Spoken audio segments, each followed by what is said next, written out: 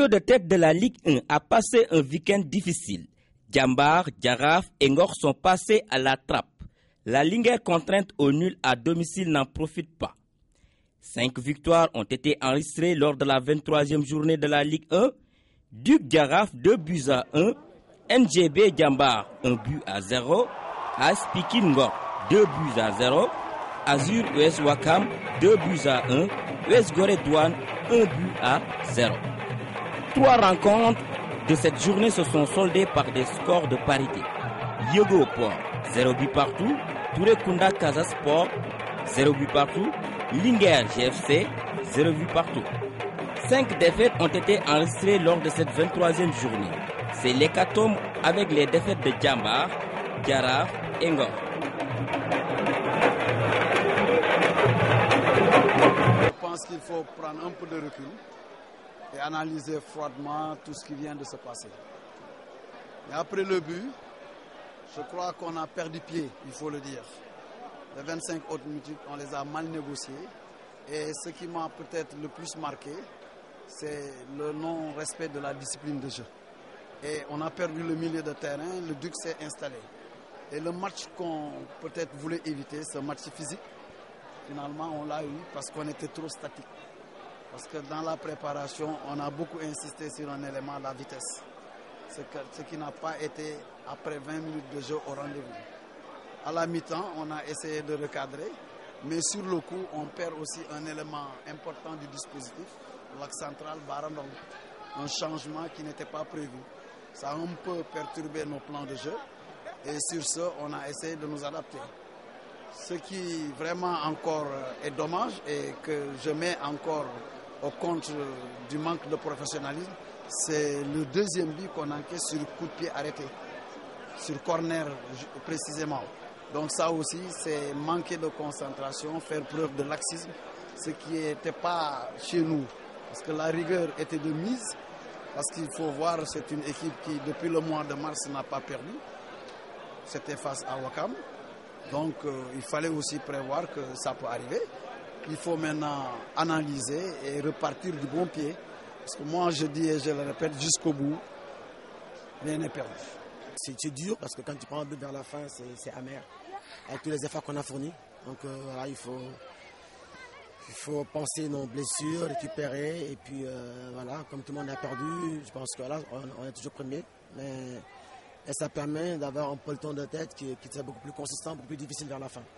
Ça va être plus consistant devant, je pense que ça va être un championnat très très serré. Il reste encore 7 matchs difficiles pour tout le monde.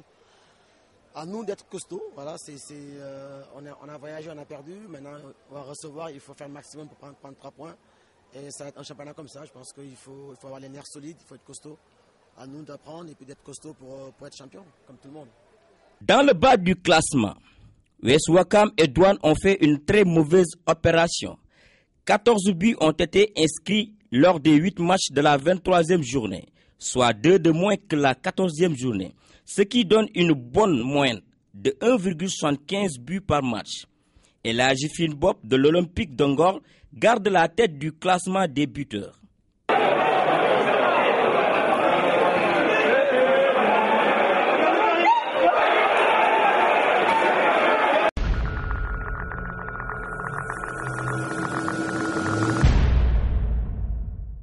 L'Institut Djambar fait son naissance en 2003 sous l'impulsion de 4 joueurs professionnels. Saher Sek, Jimmy Adjoviboko, Patrick Vieira, Bernard Lama. L'objectif de l'Institut Djambar est d'éduquer les enfants par le biais du football. Le football comme moyen d'éducation. Djambar a su créer un modèle sport-éducation reposant sur des dispositifs socio-éducatifs.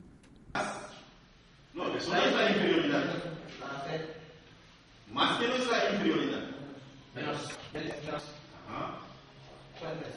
Menos. No expresa la. ¿De qué? Es más. Igualdad. No sé. ¿Quién va a expresar? ¿Sí? Soy tan fuerte. No sé qué fuerte. Fuerte. Más como Soy tan fuerte como un jali. En fait, je vous ai demandé si vous avez d'autres problèmes en grammaire. Tu m'as dit que vous avez le problème tu as le problème de la comparaison. Comment expliquer la comparaison? C'est ça, non? Comprenez ce soir-là? Comment expliquer la comparaison? La comparaison. Je dois avouer que, en fait, c'est pas facile quand même pour les élèves d'allier les deux, sport et études. Mais depuis quand même un certain nombre d'années ici, en fait, ils s'en sortent bien. En fait, ils travaillent d'habitude de 8h à 13h30. Donc à temps plein, ils vont dans l'après-midi, ils vont à l'entraînement et le lendemain ils reviennent. Et quand même, on parvient quand même à leur donner le maximum, on parvient à leur donner ce dont ils ont besoin pour avoir vraiment un niveau acceptable dans toutes les disciplines.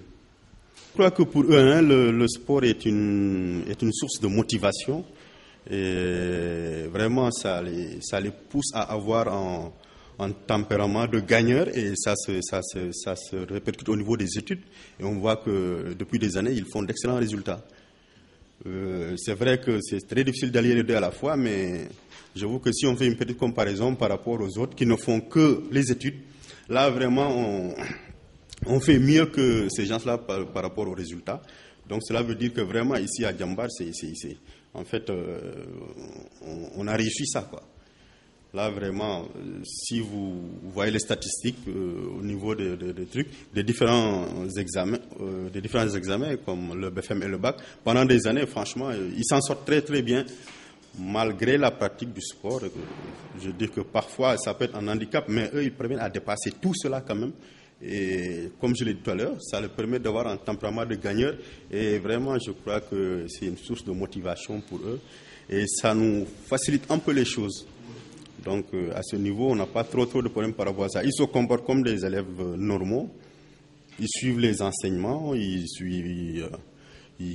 font les exercices, ils font tout. Donc, à ce niveau, le sport, c'est en plus pour eux par rapport aux autres qui ne font que études. Ici, on parvient à terminer les programmes. On termine toujours les programmes et on profite même du dernier mois pour faire des révisions, surtout pour les élèves qui ont des examens. Vous voyez, on est en train de travailler jusqu'à présent, alors que certainement ailleurs, ça ne travaille plus. Donc, c'est pour vous dire que franchement, ici, on parvient à terminer le programme et on parvient à mettre les gosses dans des conditions vraiment qui leur permettent d'affronter vraiment les examens. C'est une très très bonne expérience quand même. Bon, en fait, j'encourage tout le monde, j'encourage les autres élèves quand même à aller à faire d'eux-mêmes, faire les études, faire le sport, faire études et sport. Donc en réalité, bon, c'est très bénéfique pour eux. Donc sur le plan sportif, donc ils essaient d'être au top. L'objectif, c'est d'être des professionnels. Et aussi, au niveau des études, on essaie de faire d'excellents élèves qui, demain, si au niveau du sport, ça ne marche pas, qu'ils puissent quand même trouver une autre voie qui leur permettra de se réaliser en tant qu'homme et d'être utile à la nation. Oui, je m'appelle Abdoukhadri Diassi, j'habite à Hambourg. Je suis né en 1992, ici à Hambourg. Ouais, c'était trop dur de quitter tes parents et de venir ici pour renouveler un autre visage encore ou de jouer dans un autre club. Parce que c'est trop dur de quitter tes parents pour venir ici, pour être dans un autre club où on se couche à l'heure, on nous réveille pour partir à l'école, alors que quand on était chez nous, alors on se traînait à n'importe quelle heure, on dorme. On va aller à l'école à n'importe quelle heure, alors qu'ici c'est différent par rapport à quand on était chez nous. On a mis toutes les règles. Que tu dois appliquer, sinon il y aura des sanctions. Ce qui veut dire qu'ici, c'est dans un centre de formation qui est correct et qui est discipliné. Voilà, tout est en ordre. Parce qu'avant, il y avait notre grand frère qui était ici. Ils faisaient la même chose que nous. Ils partaient à l'école, ils faisaient les entraînements, ils ont eu leur bac. Donc, tout est possible dans la vie. Il suffit juste d'y croire et d'aller au fond. Et après, on verra ce que ça va donner. D'un côté, c'est un peu difficile d'entraîner les deux. Enfin, pour apprendre des leçons, c'est un peu dur d'apprendre les leçons après que tu es fatigué. Mais c'est quelque chose qui est possible dans la vie. On peut y croire et voilà, tout sera bien. Mon équipe préférée, c'est Lyon, Olympique de Lyon. Mais j'aime bien aussi les Madriens aussi. C'est Marcelo. Ouais, avec sa petite taille, en plus il joue bien. Je dis m'a fait. Ouais. Mon rêve c'est de jouer en Espagne parce que là-bas ils ont que des petites tailles et ils savent bien aussi jouer le ballon. Donc comme ici à Diambar, alors ici à Diambar on joue bien, donc j'aimerais bien partir en Espagne, de montrer mes qualités. Et voilà, Inch'Allah ça va passer. Je m'appelle Souleym Bouk, je viens de Lyon. J'ai 14 ans, je vais avoir 15 ans le 8 août.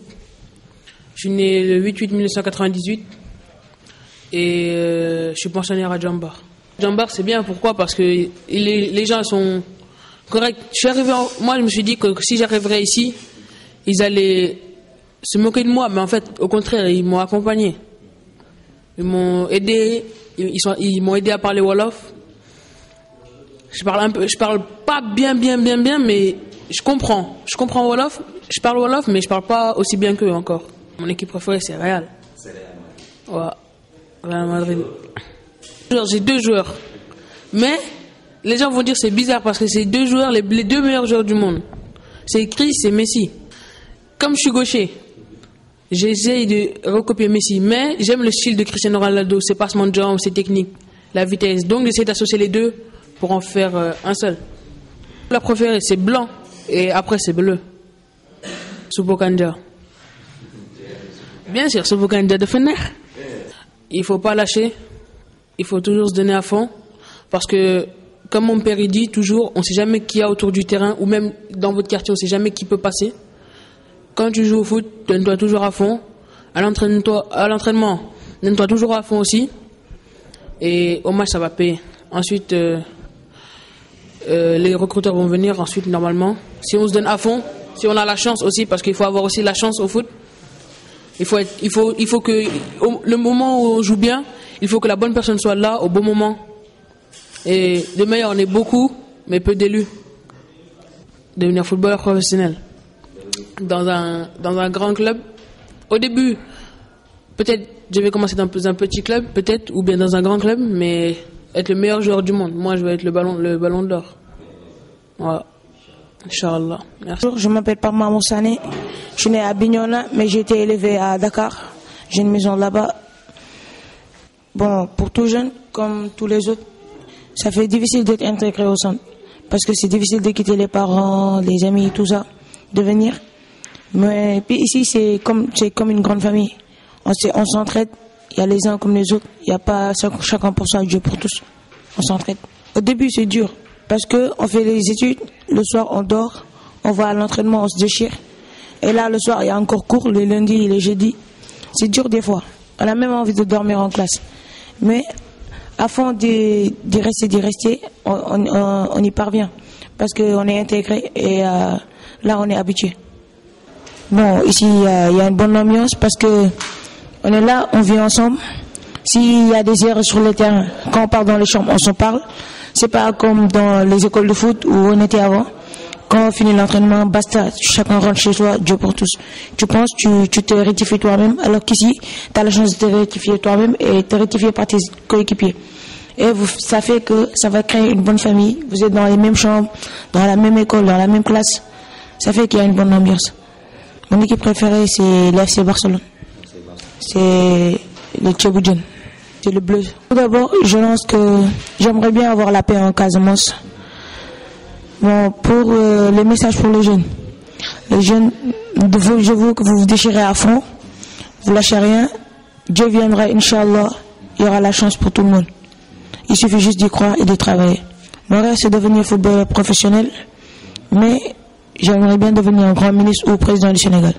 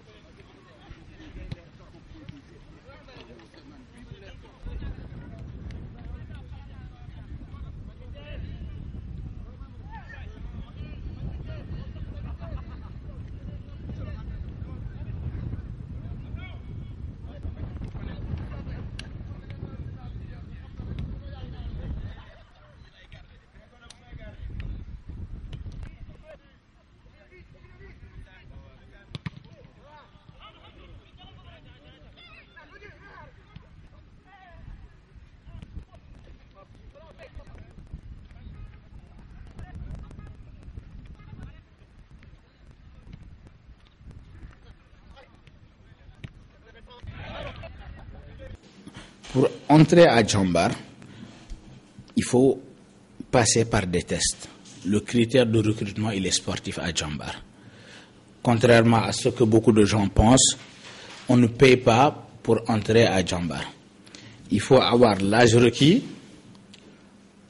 être de nationalité sénégalaise et naturellement passer les tests et les réussir. Ce sont les 3 critères à remplir pour pouvoir intégrer l'Institut Djambar. Par exemple, pour cette année 2013, les jeunes qui pourront participer aux tests, ce sont ceux qui sont nés en 2000 et 2001. 2000 et 2001. Et ce n'est pas payant.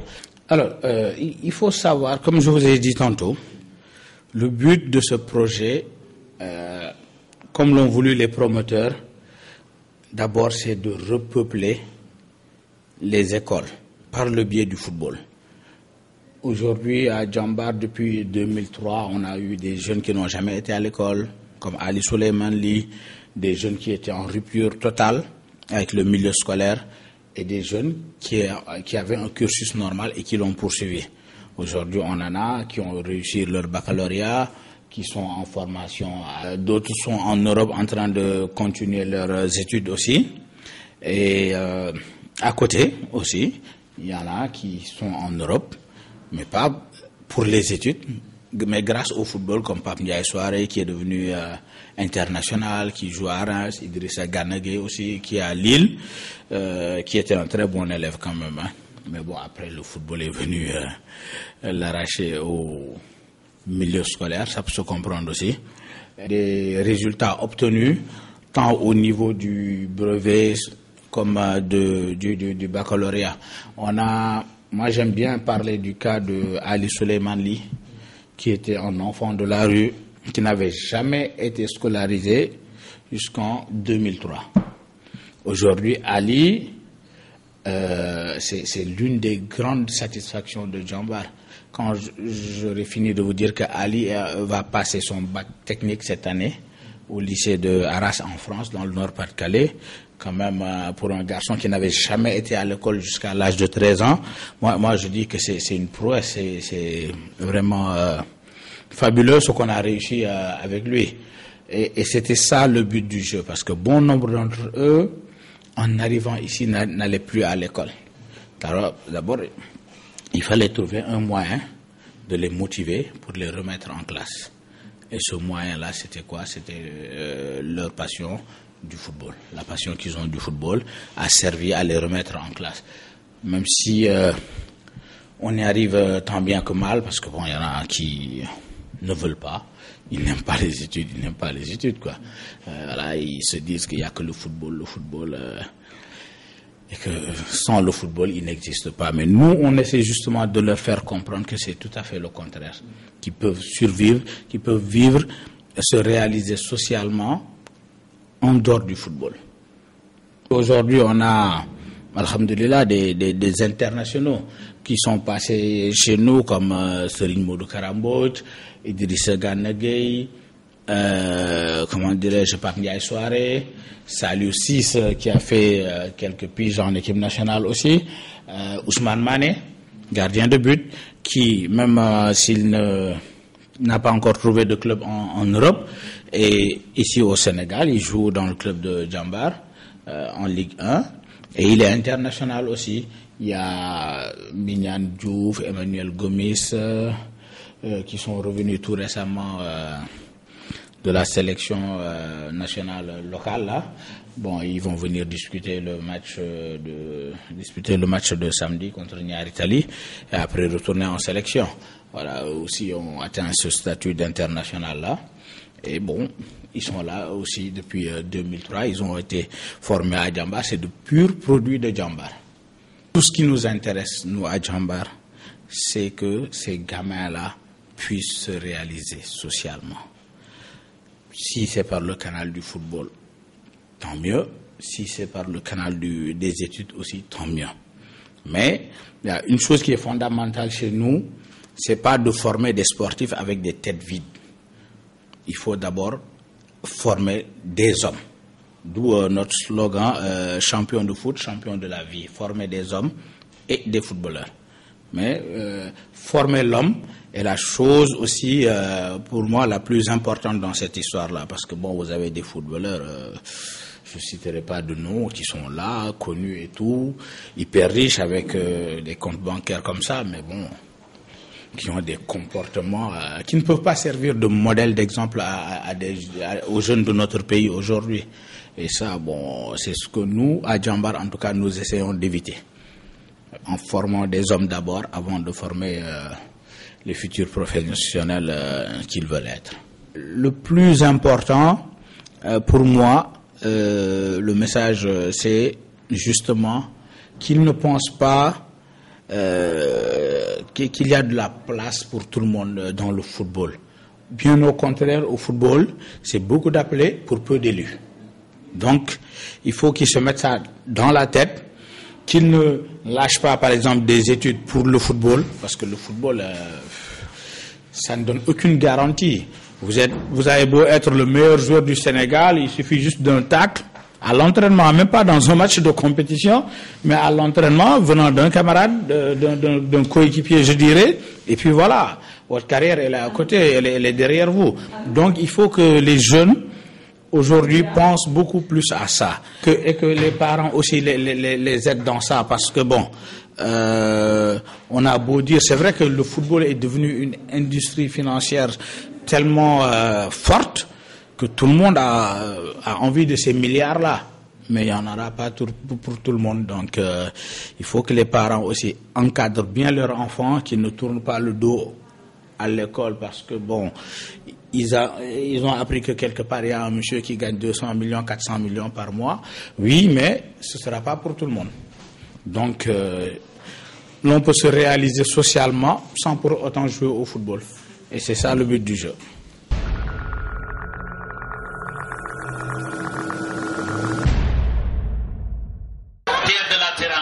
Et je voudrais vous dire que ici, dans ce pays, c'est un pays qui porte bonheur.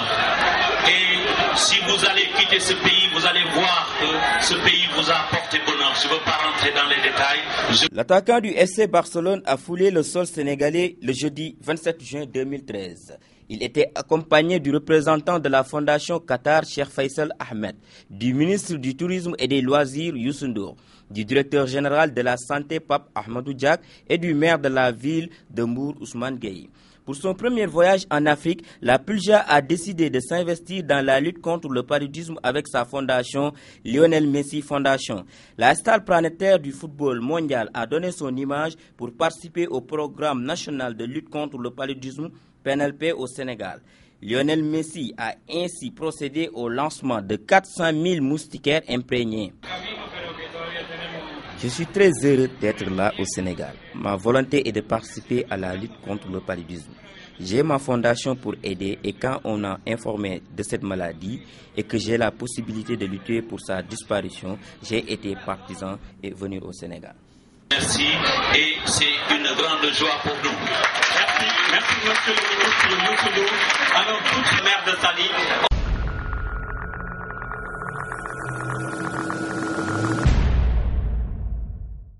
Le championnat de la zone 2 de l'Union des fédérations africaines de karaté, regroupant les juniors, espoirs et cadets du Sénégal, de la Gambie, du Mali, du Cap-Vert, de la Sierra Leone et de la Mauritanie, ont pris part au championnat qui s'est déroulé le vendredi 29 au samedi 30 juin au stade Marius Ndiaye.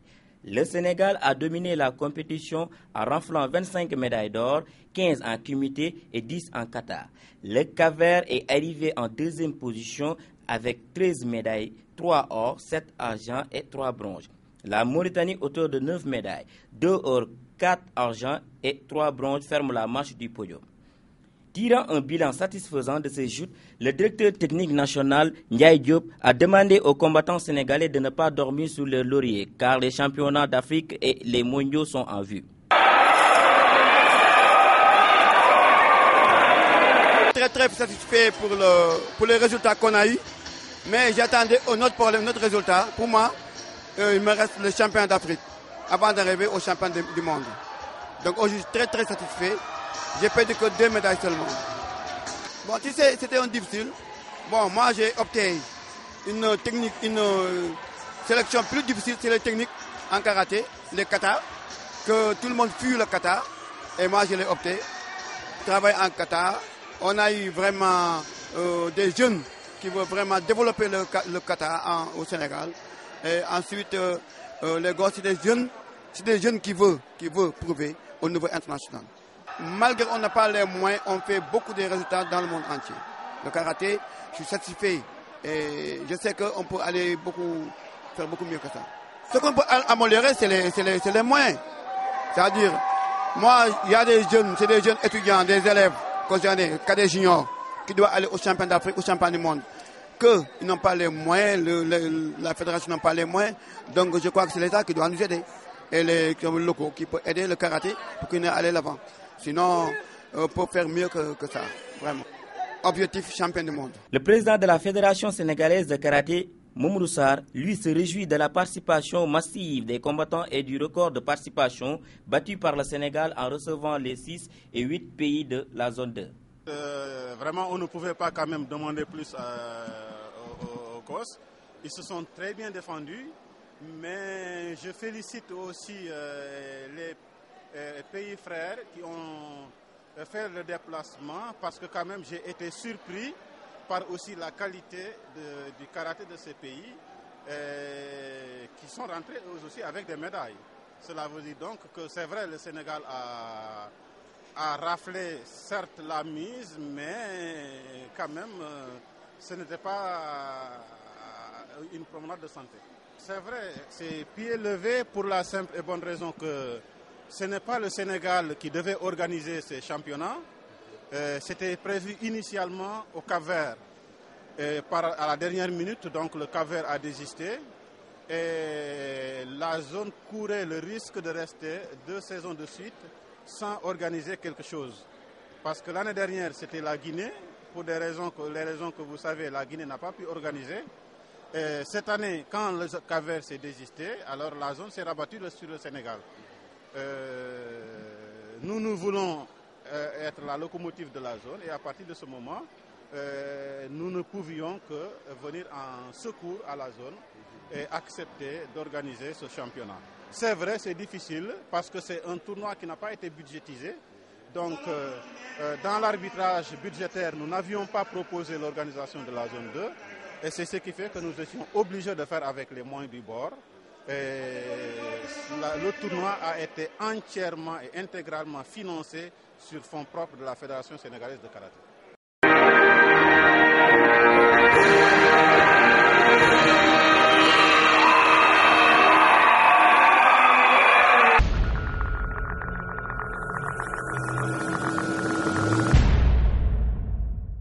Les championnats interclubs de natation du Sénégal se sont déroulés le 22-23 juin dans le bassin de 25 mètres de la piscine du centre aérien de la BCEAO. 80 nageurs ont participé à la compétition sous les couleurs de 3 clubs dakarois, BCEAO, ASFA, CNDG et de 2 clubs régionaux, Union sportive de l'école polytechnique de Thiès et Club du relais de Kaolack. Au finish, le club de la BCEAO chez les hommes maintient le titre avec 9331 points, suivi de l'ASFA 9044 points et du CNDG 8709 points. Les banquiers confirment d'ailleurs leur suprématie de cette saison en arrachant également la victoire chez les dames avec un cumul de 7807 points. Le CNDG 5558 points arrive en deuxième position et l'USEPT 1355 points ferme la marche du podium. Vous savez que cette année est assez particulière parce que la piscine est en réparation. Nous espérons que en septembre, on pourrait avoir déjà une première disponibilité du petit bassin et en décembre, l'intégralité. Donc, c'était des championnats quand même où les nageurs n'étaient pas préparés de la meilleure des façons. Mais les résultats ont été bons, en particulier une progression de l'ASFA. La BCEAO a confirmé son rang. Et l'ASFA qui progresse, qui a fait de bons résultats, et l'éclosion d'un bon nageur, Tchaoundir de l'ASFA. Je pense que voilà ce qu'on peut retenir en espérant qu'avec la réouverture prochaine de la piscine, l'engouement sera plus important.